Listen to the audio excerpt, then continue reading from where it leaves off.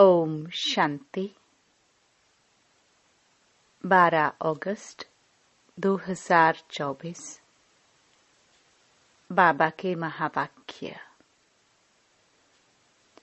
मीठे बच्चे, अब वापस घर जाना है, इसलिए बाप को याद करने और अपने चरित्र को सुधारने की मेहनत करो। प्रश्न।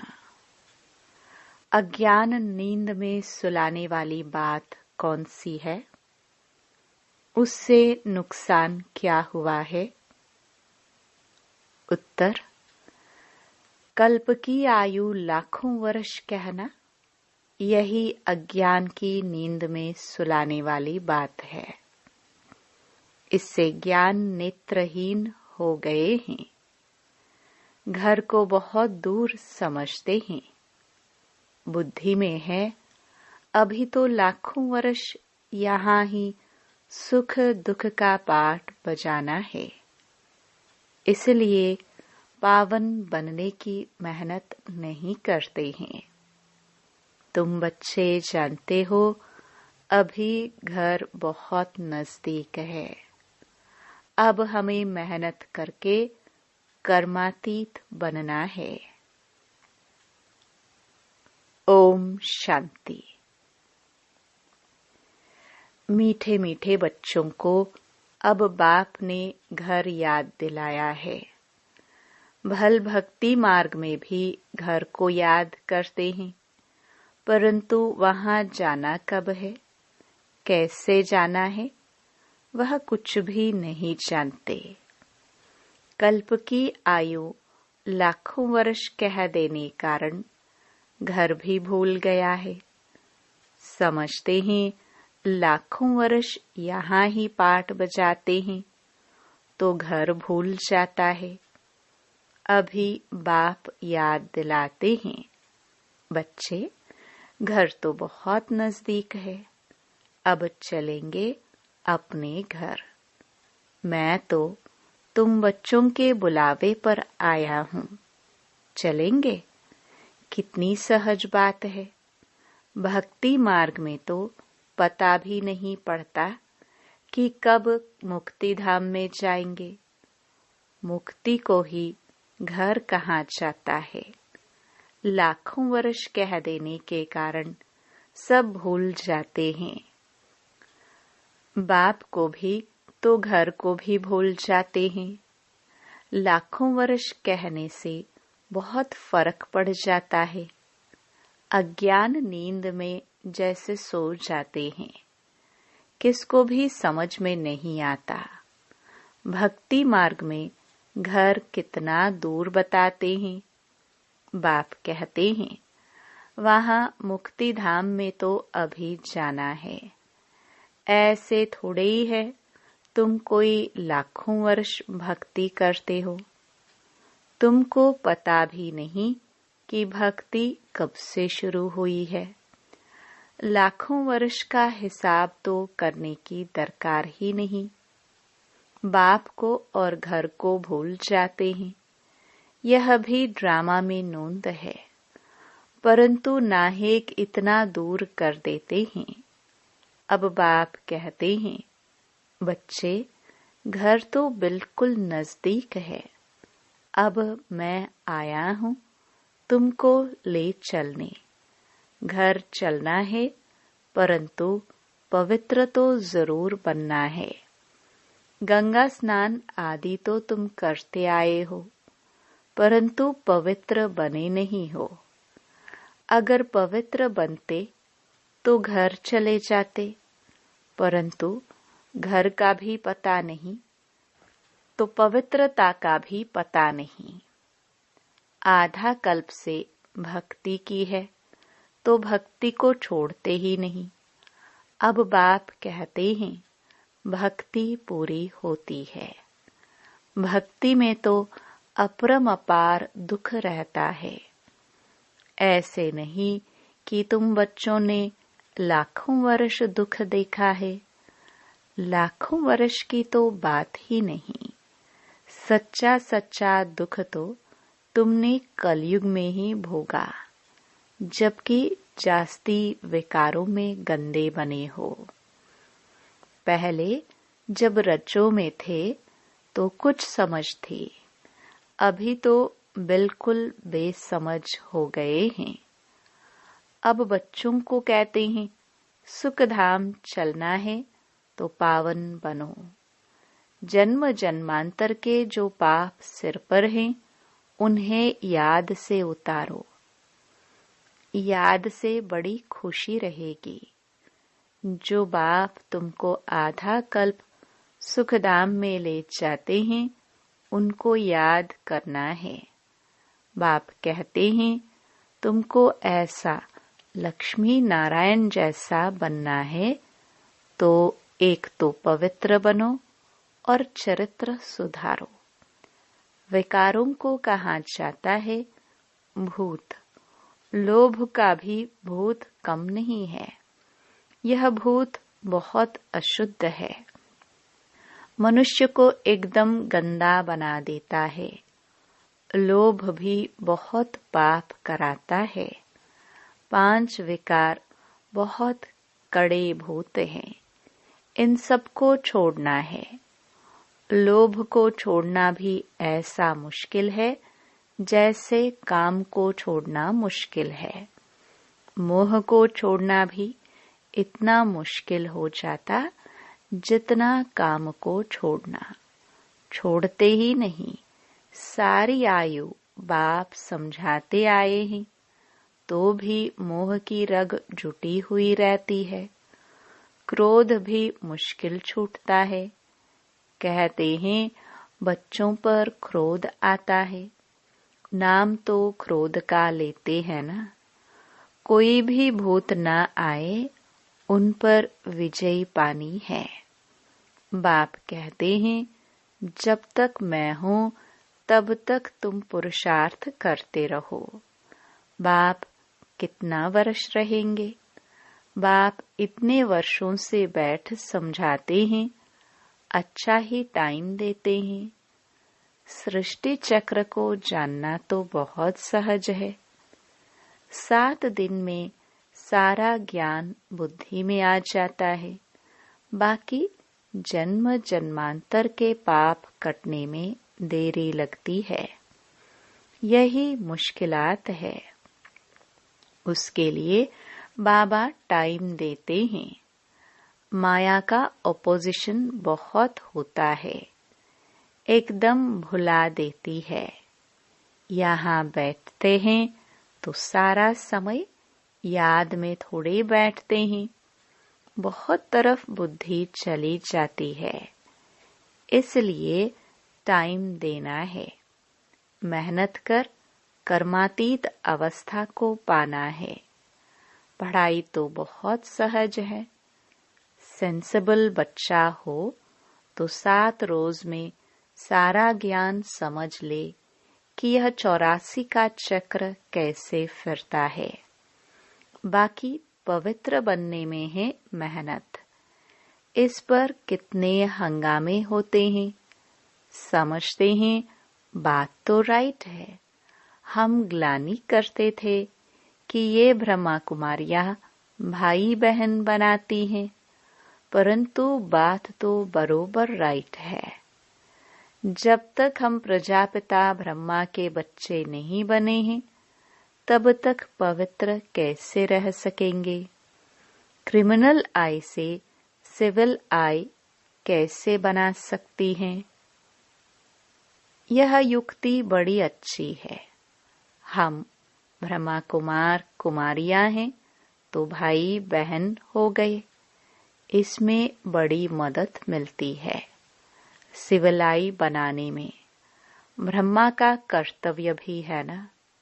ब्रह्मा द्वारा देवी देवता धर्म की स्थापना अथवा मनुष्य को देवता बनाना। बाप आते ही हैं पुरुषोत्तम संगम युग पर, तो समझाने की कितनी मेहनत करनी पड़ती है। बाप का परिचय देने लिए ही सेंटर्स खोले जाते हैं। बेहद के बाप से बेहद का वर्षा लेना है। भगवान तो है निराकार, श्री कृष्ण तो देहधारी है। उनको भगवान कह नहीं सकते। कहते भी हैं भगवान आकर भक्ति का फल देंगे, परंतु भगवान का परिचय नहीं है। कितना तुम समझाते हो फिर भी समझते नहीं। देहधारी तो पुनर्जन्म में आते हैं जरूर, अब उनसे वर्षा मिल न सके। आत्माओं को एक परमपिता परमात्मा से वर्षा मिलता है। मनुष्य मनुष्य को जीवन मुक्ति दे न सके। यह वर्षा पाने के लिए तुम बच्चे पुरुषार्थ कर रहे हो।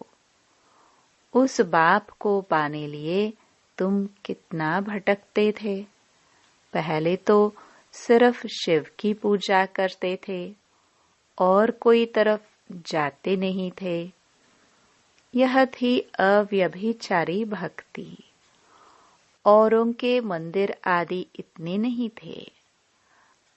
अभी तो ढेर चित्र हैं, मंदिर आदि बनाते हैं। भक्ति मार्ग में तुमको कितनी मेहनत करनी पड़ती है। तुम जानते हो, शास्त्रों में कोई गति सद्गति का रास्ता नहीं है। वह तो एक बाप ही बताते हैं। भक्ति मार्ग में कितने मंदिर बनाते रहते हैं। वास्तव में मंदिर सिर्फ होते हैं देवी देवताओं के, और कोई मनुष्य का मंदिर बनता नहीं, क्योंकि मनुष्य तो हैं पतित। पतित मनुष्य पावन देवताओं की पूजा करते हैं। भल है वह भी मनुष्य, परंतु उनमें दैवी गुण है। जिनमें दैवी गुण नहीं है वह उनकी पूजा करते हैं। तुम खुद ही पूज्य थे, फिर पुजारी बने हो। मनुष्य की भक्ति करना यह 5 तत्वों की भक्ति करना है। शरीर तो 5 तत्वों का बना हुआ है। अब बच्चों को मुक्ति धाम में चलना है, जिसके लिए इतनी भक्ति की है। अब अपने साथ ले चलता हूँ। तुम सतयुग में चले जाएंगे। बाप आए ही हैं पतित दुनिया से पावन दुनिया में ले चलने। पावन दुनिया में है ही 2, मुक्ति और जीवन मुक्ति। बाप कहते हैं, मीठे मीठे बच्चों, मैं कल्प कल्प संगम युग पर आता हूँ। तुम भक्ति मार्ग में कितने दुख उठाते हो। गीत भी है ना, चारों तरफ लगाए फेरे। दूर रहे किससे? बाप से। बाप को ढूंढने के लिए जन्म बाय जन्म फेरे लगाए, परंतु फिर भी बाप से दूर रहे। इसलिए बुलाते हैं, हे पतित पावन आओ, आकर पावन बनाओ। बाप के सिवाय और कोई बना न सके। तो यह खेल ही 5000 वर्ष का है। ड्रामानुसार हर एक पुरुषार्थ करते हैं। जिस प्रकार कल्प पहले किए हैं, उस अनुसार ही राजधानी की स्थापना हो रही है। सब एक जैसा तो नहीं पढ़ेंगे। यह पाठशाला है ना, राजयोग की पढ़ाई है। जो देवी देवता धर्म के होंगे वह निकल आएंगे। मूल वतन में भी जो संख्या है वह एक्यूरेट होगी, कम जास्ती नहीं। नाटक में एक्टर्स का अंदाज बिल्कुल पूरा है, परंतु समझ नहीं सकते। जितने भी हैं उतने एक्यूरेट हैं, फिर भी वह आकर पाठ बजाएंगे। फिर तुम आते हो नई दुनिया में, बाकी सब वहां चले जाएंगे। अभी कोई गिनती करे तो कर सकते हैं। अभी बाप तुमको बहुत गुह्य गुह्य पॉइंट्स बताते हैं। शुरू की और अभी की समझाने में कितना फर्क है। पढ़ाई में टाइम लगता है, फट से कोई आईसीएस नहीं बन जाएंगे। नंबरवार पढ़ाई होती है। बाप कितना सहज कर समझाते हैं, जो मनुष्यों की बुद्धि में सहज बैठ सके। दिन प्रतिदिन नई नई पॉइंट्स समझाते रहते हैं। अब बाप कहते हैं, मुझ पतित पावन बाप को बुलाया है, मैं आया हूँ तो तुम पावन बनो ना। अपने को आत्मा समझ मामेकम याद करो तो तुम सतो प्रधान बन जाएंगे। फिर यहाँ आना पड़ेगा पाठ बजाने। बाप कहते हैं, आत्मा पतित बनी है, इसलिए पतित पावन बाप को याद करते हैं पावन बनने के लिए।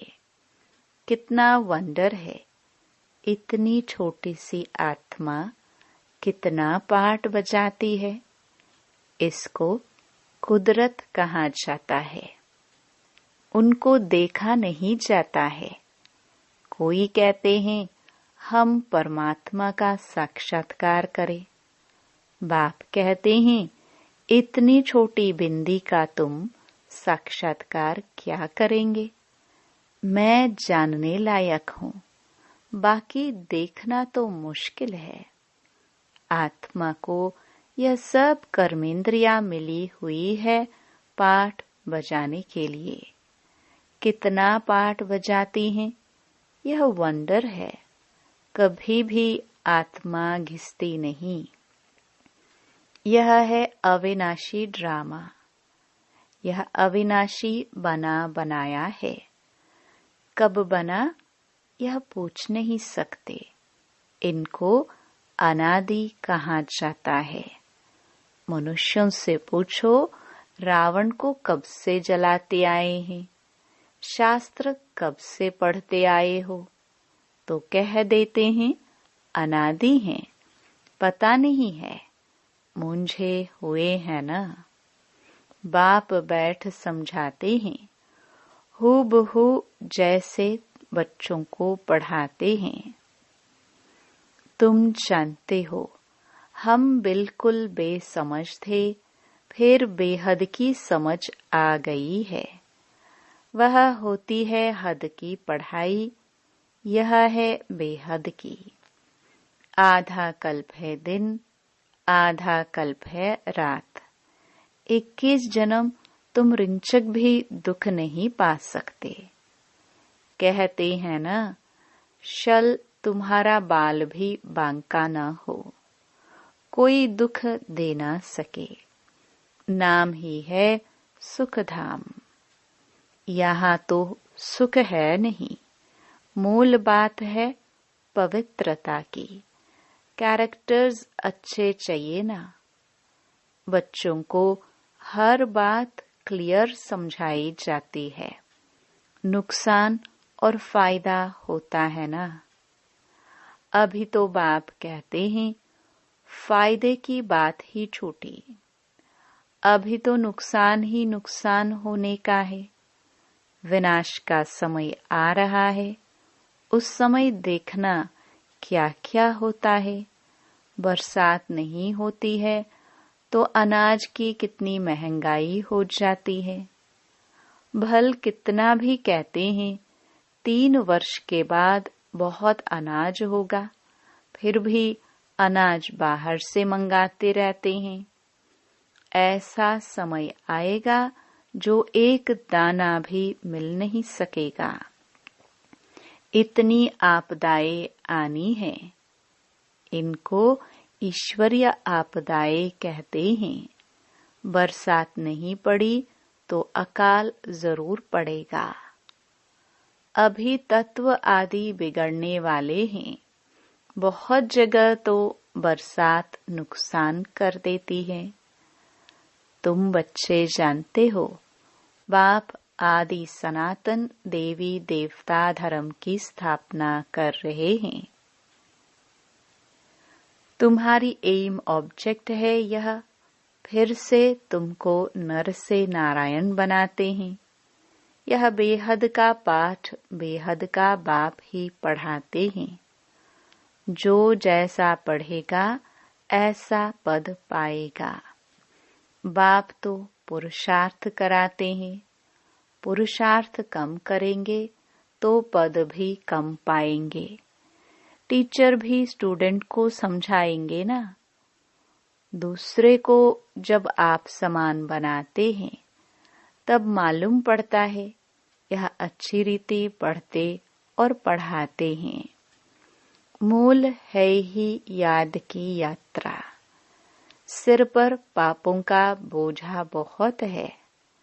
मुझे याद करो तो पाप भस्म हो। यह है रूहानी यात्रा। छोटे बच्चे को भी सिखलाओ कि शिव बाबा को याद करो। उनका भी हक है। यह नहीं समझेंगे कि अपने को आत्मा समझ बाप को याद करना है। नहीं, सिर्फ शिव बाबा को याद करेंगे। मेहनत करने से उनका भी कल्याण हो सकता है। अच्छा, मीठे मीठे सिखिलदे बच्चों प्रति माता पिता बाप दादा का याद प्यार और गुड मॉर्निंग। रूहानी बाप की रूहानी बच्चों को नमस्ते। धारणा के लिए मुख्य सार। पहला, नर से नारायण पद प्राप्त करने के लिए बेहद के बाप से बेहद का पाठ पढ़कर दूसरों को पढ़ाना है। आप समान बनाने की सेवा करनी है। दूसरा, लोभ मोह की जो रगे हैं उनको निकालने की मेहनत करनी है। अपने चरित्र को ऐसा सुधारना है जो कोई भूत अंदर प्रवेश होने न पाए। वरदान। भगवान और भाग्य की स्मृति से औरों का भी भाग्य बनाने वाले खुशनुमाह खुश नसीब भव।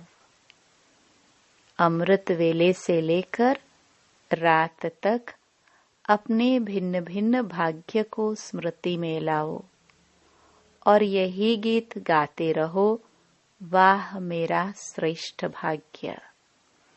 जो भगवान और भाग्य की स्मृति में रहते हैं वही औरों को भाग्यवान बना सकते हैं।